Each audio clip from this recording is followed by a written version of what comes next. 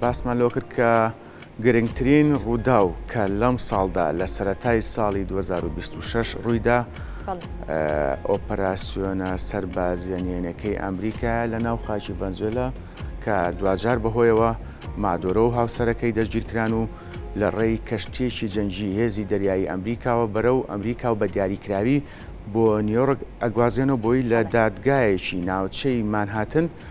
مادۆرە و هاوسەرەکەی و چوار لێپرساوی تر لە حکوومەتی ڤەنزوێلا دادگای بکرێن بە تۆمەتی ئەوەی کە سەرپەرشتی گەورەترین گروپی مادەی هۆشبەریان کردووە کە بەوتەی دۆناڵد ترامپ ساڵانە لە ئەمریکا نزیکەی 300,000 کەس بەهۆی مادە هۆشبەرەکانەوە گیان لە دەستێن هەروە ترامپ ئاماژەی بۆ کردبوو کە ساڵانە بە سەدان تۆن مادەی هۆشبەر ڕەوانەی ئەمریکاکرێت لە ڕێی خاکی ڤەنزوێلا. باشە دوجار ئەمە بەهۆی ئەوەی کە لە ئۆپراسیۆنێکی تایبەت لە ماوەیەکی زۆر کووردا مادۆرە و خێزانەکەی لە ناو ڤەنزوێلا لە ناو ماڵەکەی خۆیان دەگیر بکرێن و بگوازرێنەوە بەرەو ئەمریکا بەدوای ئەوە دۆناڵد ترامپ ئاماژەی بۆ کرد کە لە دوای جەنگی جیهانی دووەمەوە ئۆپراسیۆنی سەربازی لەو جۆرە لەسەر ئاستی جیهان ڕووینیاوە. جا ئێمە بۆ قسەکردن لەسەر ئەم بابەتە کە گەورەترین بابەت و بابەتێکی گرنگە کە لە ساڵی 2026دا ڕوویداوە بە سوپاسەوە بەڕێز بەیاد عەلیمان لەگەڵا سەرۆکی پەیمانگای استراتیژی بۆ پرسە دیبلۆماسیەکان. بەیانیت باش سپاس کاتی خۆت بە ئێمە بەخشی. با من سەرەتا لەوە دەست پێ بکەم ئەمە چی بڕوویە لە سەرەتای ساڵی 2026 لە ڤەنزوێلا کە ئێستا تاوی جیهانی بەخۆیەوە سەرقاڵ کردووە؟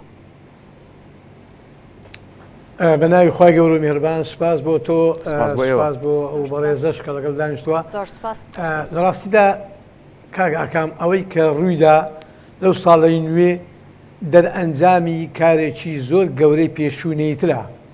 ئەگەر ئێمە ئاورێک لە مێژوو بدەینەوە بە تایبەتی مێژووی سەدەی بیستەم سەدەیەک بوو پڕ بوو لە چەشمە چێشم و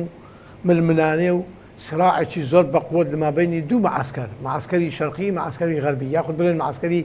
ئیمپریالی ئەو کاتی بە ناوی معسکەری سۆسیالیزم. بەڵام دوای تێشکانی ویلایەتە یەکێتی سۆڤیەت کە لە ساڵی 1989 کە بەڕاستی پرۆستیکا ڕوویدا ئەمریکا سەبر تاکزەمسەری لە وڵاتەوەگرت دووزەمسەری نەما. لەو ماوە درێژەی سەدەی 20 تەنها جەنگەکە زەنجێکی سار بوو. بەڵام ئەوەی کە لە دوای سەدەی 20کە ڕوویدا کە ئێستا ئەمە تێدا دەژین لە ساڵی 2000 بەرەو سەرەوە جیهان گۆڕا بەرەو تاکزەمسەریش بە سەرۆکایەتی وڵاتە یەکگرتووەکانی ئەمریکا. تەمەن ئەمریکا لە ڕووی سەربازیەوە هەر خۆتان نەزان باشکە بە تایبەتی لە دوای ئەوەی کە ئەفغانستان و عێراق و چەند وڵاتێکی کەی داگیر کرد هەستی پێکرد زەرەرکی زۆر مادی و معنەوی دەداتن. بە دوای ئەو سەرۆکایەتیانەی کە هات هەر لە بابلێن جۆرج بۆش و دوای ئۆباما و هەتا گەیشتە بایدن و دوایترین سەرۆکیان کە ترامپە ترامپ کەسێکی ئابووری ناسە کەسێکی بەڕاستی بە دوای چارە بنەسەڵەتەکانی ئەمریکا دەگەڕێتن بەوەی کە بێوێ ئابووری ئەمریکا لەو تەنگ و چەڵەمە بەهێزەی کە 37 تریلیۆن دۆلار قەرزارە چۆن بتوانین بیداتەوە. لەو تاکزەمسەریە ترامپ بەڕاستی ئەوەی کە بە دووادا هاتووە دوای ئەوەی کە زانی عێراق زیاتر لە 4 تریلیۆن دۆلاری لێ سەرف کرا و چەندان کەسی بە کوژدا و تقریبا نیمچە فەشەرە چینە ئەوەت بوو لە ئەفغانستان بە ناچاری کشاوە کە ساڵانە نەبوو چەندان خەڵکی لێ بەکوشتن نەدرێ. ئەو جارەسە سیاسەتەکەی گۆڕی سیاسەتەکە بۆی کەمترین مەسرف کەمترین سەرفکردنی پارە بە کەمترین با بڵێن نەفەر کوژنانی ئەمریکی بەرامبەر بەوەی کە بتوانیت لە ڕووی مخابراتیەوە هەم کاریگەری لەسەر وڵاتەکان هەبێتن هەم کاریگەر لەلایەن ترامپەوە ئاشتی واتە تەسلیم بوون. ئاشتی مانەوە نییە کە بێتم بێ ئاشتی بکاتەوە یاخود لە ئێستاوە زۆر ئیشارەت بۆدە ئێمە لە ڕۆژهەڵاتی ناوەڕاست دەمانەوێت بکشێنەوە کشانەوە لە ڕۆژهەڵاتی ناوەڕاست بەومانەوێت ئێمە ڕوو لە وڵاتەکانی دەوروبەری خۆمان دەکەین. ئەگەر ئێمە وە بیرمان مابێ سەدام حوسێن کاتی خۆی کە گیرا سەدام حوسێن نەکدایان بگرە سەدان جەریمە و تاوانی هەبوو بەڵام بە فقط بە مەسەلەی دووجەیل بڕیاری ئەعدامکردنی داهاتن. ئێستا ئەوەی ڤەنزوێلا یاخود ئەوەی پەنەما کاتی خۆمۆریگۆ کابراکی سیاسی عسکەری و علاقاتێکی زۆر بە قووەتی لەگەڵ مخابراتی ئەمریکا هەبوو. بەڵام ئاکامەکەی تەسلیم نەبوو ئەوە بوو بەڕاستی ئەویان گرت و دووبارە لە ساڵی 2017 بە نەخۆشی کۆچی دوای کرد و دوای کمانەوەی 9 ساڵ تا 10 ساڵ لە ئەمریکا و دوای گواستنەوەی بۆ فەرەنسا بە هەمان شێوە. بەڵێ ئەوەی کە باز دەکرێت لا چەند لایەنی کە باز لەوە دەکەن لە میدیاکانە باز لەوە دەکەن کە دۆناڵد ترامپ واتە بیانوێکی ئەو توی بەدەستەوە نیەتە بۆی کە هەڵبکوتێتە سەری و سەرۆکی ئەو وڵاتە دەستگیر بکە بەڵکو چەند بیانوێکی تر یاخود چەند ئامانجێکی تر لە پشتیەوە هەیە یەکێک لەوانە باز لەوە دەکرێت کە یەکێکە لە وڵاتە زۆر دەوڵەمەندەکان بنەوت یاخود چەند ئامانجێکی دیکەی هەیە ئەمە ئەوە ناگەێنە کە ئامانجی دیکەی هەیە بۆیە لە ئێستایا دەستگیری کردووە یاخود تەنها ئەو گەندەڵێ و ئەو گەندەڵیانی کە هێتی ئەو کارە خراپانە هەیەی و کاریگەری لەسەر ئەمریکا هەیە واتە ئەمە چۆن لێک ئەیتەوە بەپێی یاسای نێودەوڵەتی بە هیچ جۆرێک بۆ ئەمریکا و هیچ دەوڵەتێکی جیهانی نییە هەڵکو تێسە سەر وڵاتێک و کەسێکی با بڵێن سەرۆچێک یاخود کەسێکی دیاریکرا و ئەتو بچی بینی ناو وڵاتێک هەڵی بگری بچی لە وڵاتی خۆت محاکەمەی بکاتەوە بەڵام ئەوەش لەبەر زەعیفی کۆمەلگای نێودەوڵەتی و دیارنەبوونی ڕۆلی بەڕاستی نەتەوەیە گرتوەکان ئەو شەش وڵاتە هەروە رووسیا و سین کە دوو دەوڵەتی زۆر گەورەی و بەهێزن خۆ دەزانی ئەو دوو دەوڵەتە هەمیشە یعنی کاتێک کە تەماشاکە ئیدانەک دەکەن شتێک دروست دەکەنەوە ئەوە دەبێتە مای ئەوەی کە ماوەیە چکوتە و دوای لەبیر دەچێتەوە ئەوەی ئێستا کە دەبینین ئەمریکا لە ساڵی 2026 لە سێم ڕۆژ توانی بەڕاستی ئەو ئۆپەراسیۆنە گەورەی ئەنجام بداتەوە بە بیانۆی ئەوەی کە بەڕاستی مادەی مخدرات و یاخود ئەمریکی بەرەو خراپی دەباتون یاخود خەڵکێکی زۆر تا 300,000 کەس بە مادەی هۆشبەر مردووە ئەمە ئەساسی نیە ئەو مۆزوعە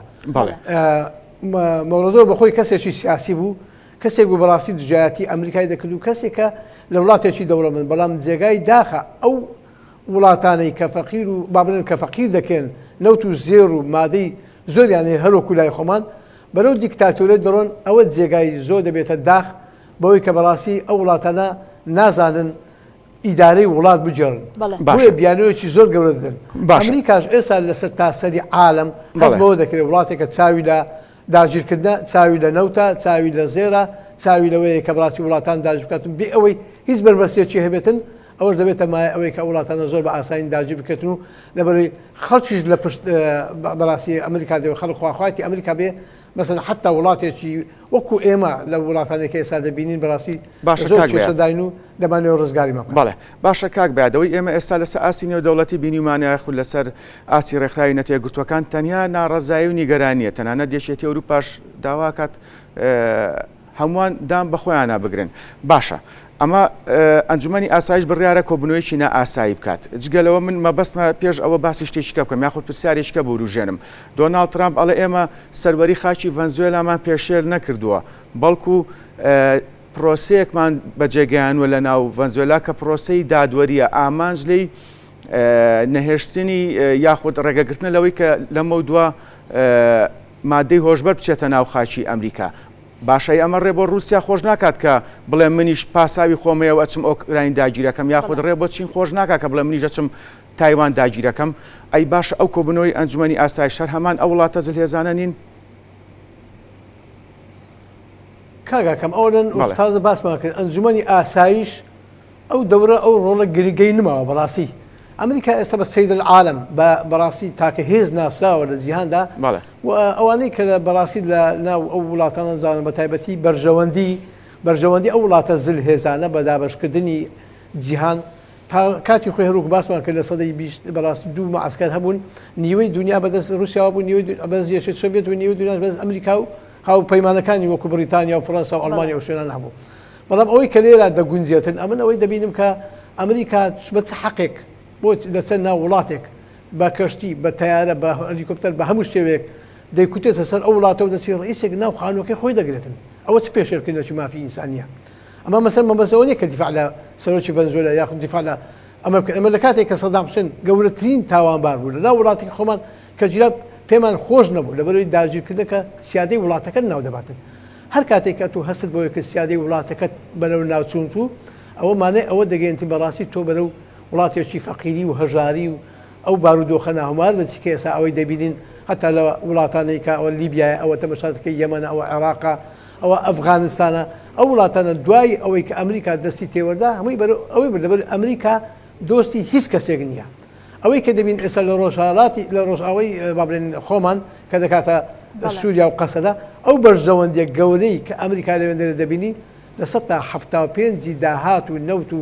ئابوووریەکان هەموو لەژێر دەسەڵاتی وڵاتی بۆی ئەمریکا بە هەموو شتێک پرژیر دەکاتەوە لە کاتێشدا کە تورکیا بە هاوسەری بە بابرین خۆی دەزانی هاوبیری خۆی دەزانێتن و هاوپەیمانی خۆی دەزانێتن بۆیە لێردا تەماشادێکی ئەمریکا لایەنشی دووفاقی دەبینێتەوە بەڵام لە هەموو ئەساستر نەتیجە لە ناو دوو قەوس ئەمریکا چی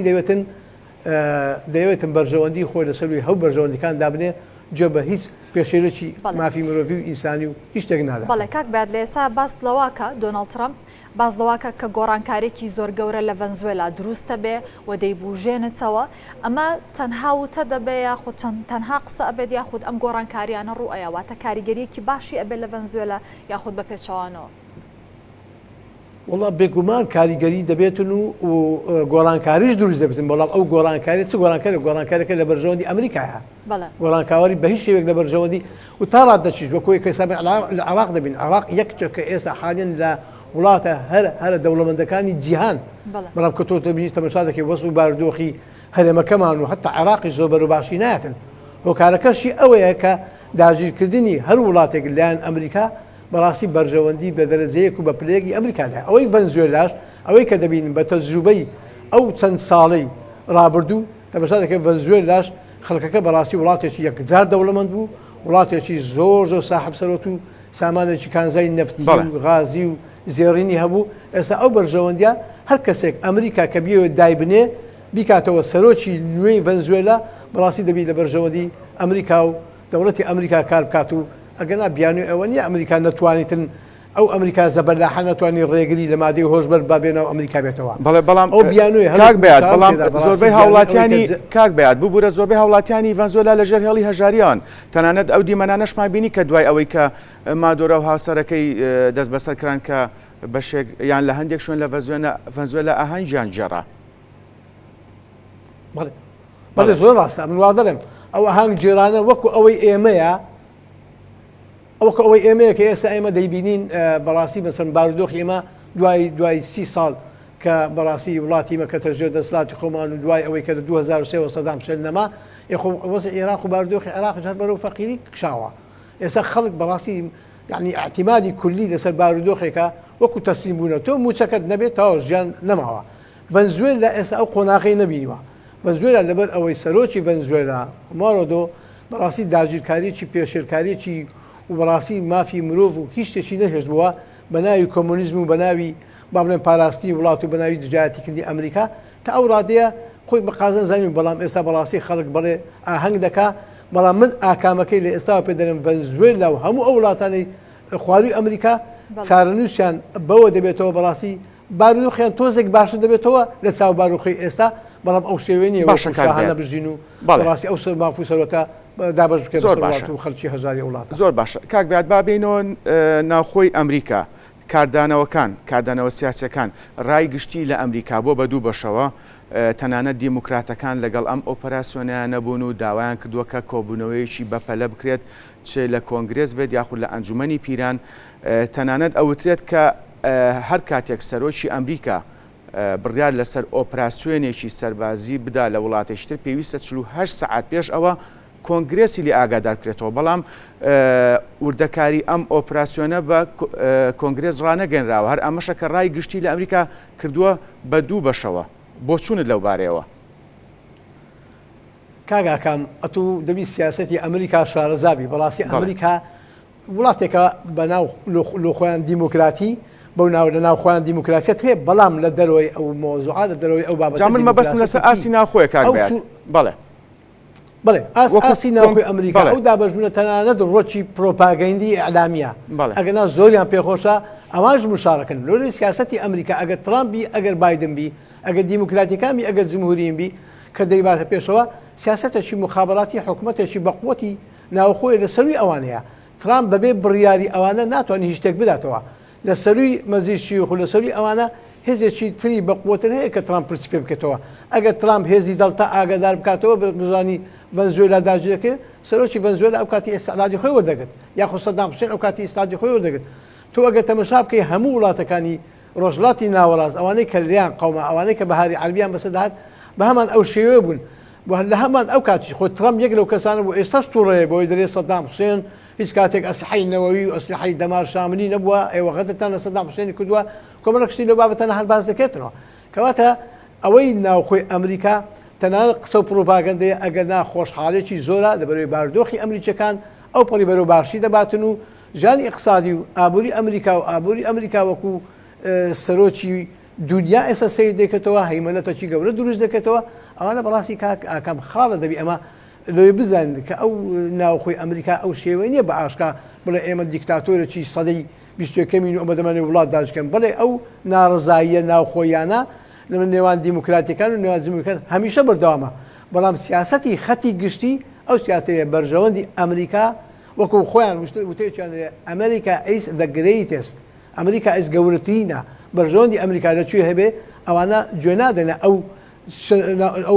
بارودۆخە ناوخۆیانەی کە ئێستا با بڵێن ئەمریکایەکان دیموکراتیەکان سن یاخود جمهوریەکان چیاڵێن بەڵێ کاک بێت ئەمە ڕوویاوە و بەشێک لە وڵاتانی تاکو ئێستا هیچ بەیاننامەیەکی خۆیان دەربارەی ئەم ڕووداوە یاخود ئەم دەست بەسەرکردنە نەداوە هیچیان باز نەکردووە ئەمە نابێتە هۆی مەترسی بۆ وڵاتانی تر ڕەنگە ئەوانیش لە دوای ڤەنزوێلا ببنە ئامانجی ترەمپ ئەمە هیچ کێشەیەک دروست ناکە بەڕاستی خاتون هیچ کێشەیەک دروست ناکە من ئەوەی دەبینم ئاشتی لای ئەمریکا واتە تەسلیم بوون وڵاتانی دیکە ڤەنزوێلا ئەگەر بێت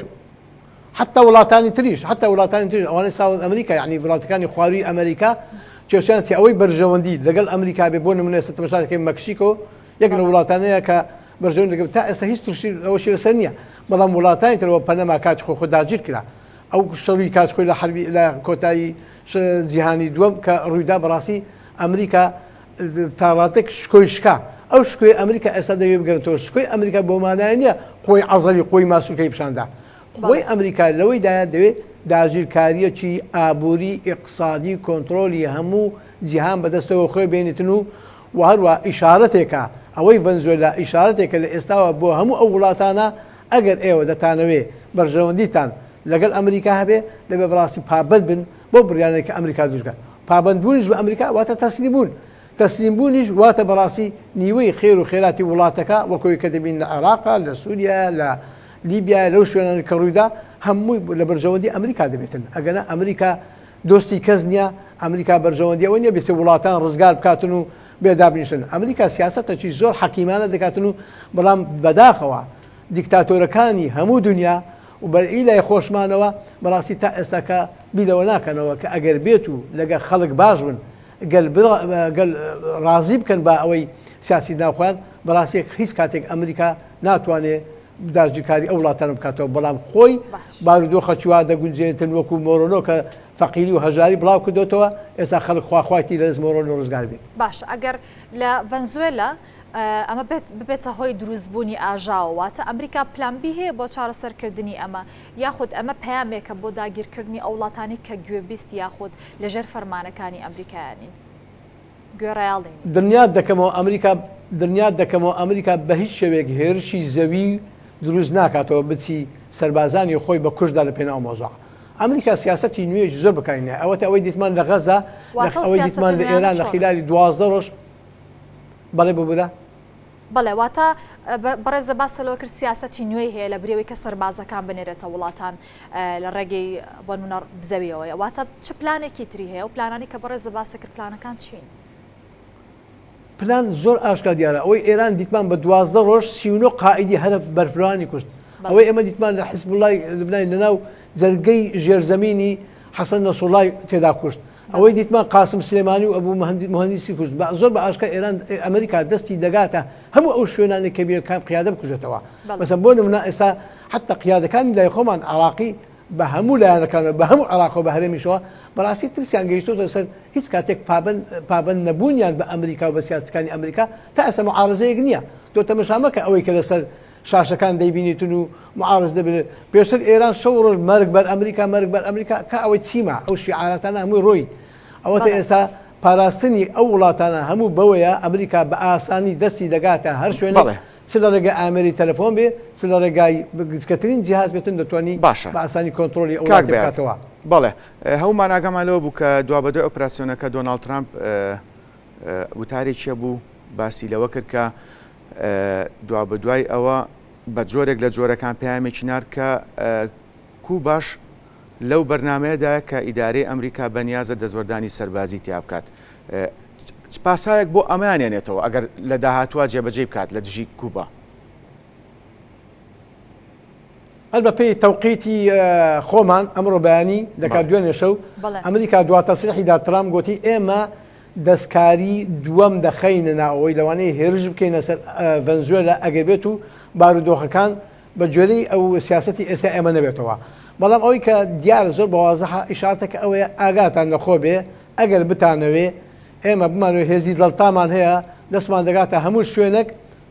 بۆیە ئێمە بەڕاستی لە ئێستاوە پێتان ڕادەگەینین لە خۆتان دانیشن و سیاستێکی باش بۆ ئێمە ئەو دیکتاتۆرەمان لە کۆڵ ئێوە کردەوە بتوانە بکەن. ئەگەنا ئەمڕۆ بەیانی وەزیر دیفاعیش با بڵێن بە تەوقیتی ڤەنزوێلا وەزیر دیفاعیش دووبارە هەڵوێستی خۆی پیشانداوە کە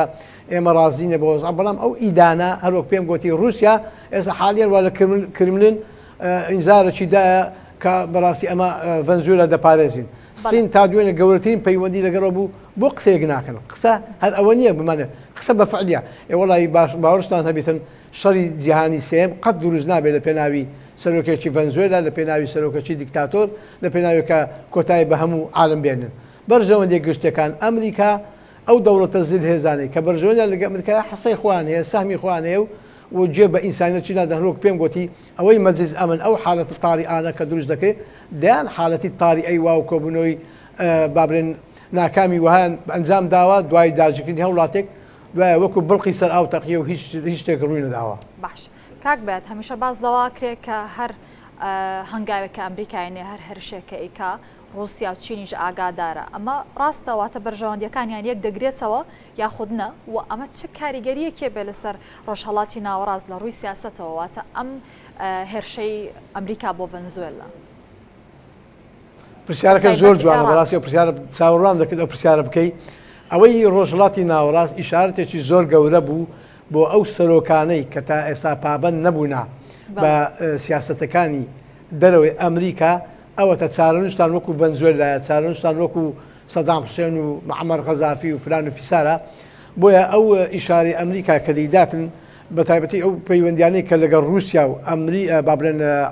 وڵاتە زیر هێزەکان و بریتانیا و سینە بڵێ ئەوانیش تاڕادێک ئاگاداری ئەو مەسائلان هەنا بە کەیفی ئەمریکانیە بە هەموو شتێک بتوی بیاوێتن شتێک بکاتن بەبێ ئاگاداریوانە. دووەم ئەوەی رووسیا کە باز دەکەی لەگە ئۆکرانیا رووسیا زۆر دەمێژووی توانی کۆتایی بە ئۆکرانە بینی ئەو سیاسەتە ئیزدوازیەتانی کە لەسەر ئاسی عالم دەکرێتن وەچ پێم گوتی کاتی خۆی داگیرکردنی وڵاتان بە ئاشکرا بوو بەڵام ئێستا داگیرکردنەکە بە شێوەیەکی اقتصادیە ئابوووریە و ئەو داگیرکردانێک کە ئێستا ڕووی دەدا لە ڕووی تەکنۆلۆژیەوە بەڕاستی بەبێ تەکلیفەتی زۆر کەم بەبێ ئەوەی کە مەسەن بەڕاستی چەندان سەرباز بکوژی ئەوەی کە لە ساڵانی سەدەی بیست و ناوەڕاستی سەدەی بیستوێکە بڕوویدا ئەوە نەما جارش ئەوە نەماتن بەڕاستی ئەمریکا بۆ شتێ وەکو پێم وتی ئەمریکا باشترین هێزی ئەوەیە کە بیاوێتن من لە ناو ماڵەکەی خۆی دەربێنێ ئەوە کە کاتی خۆی لە ساڵی 89 توانی ئەوەی ئینزارێکیدا معمەر قەزافی ناو حەمامەکەی وێنەی خۆیان بوونا باشە یان تەکنۆلۆژیا ئەمریکا گەیشتە دەرەجەک ئەوەی دوێنە کە دیتمان هێزی دڵتا ئەو هێزەیە کە سەدام حوسێن و ئەبوبەکر بەغدادی و ئەو سەرۆکە دیکتاتۆرێنی عالەمی هەموو بەدەستێنا هەموو سەرکەوتوو بووە. بەڵێ بەیاد علی سەرۆک پەیمانگای استراتیژی بۆ پرسە دیبلۆماسیەکان سوپاس کە لە هەولێرەوە ڕاستەخۆ لەگەڵمان بوون سەرکەوتوو بن.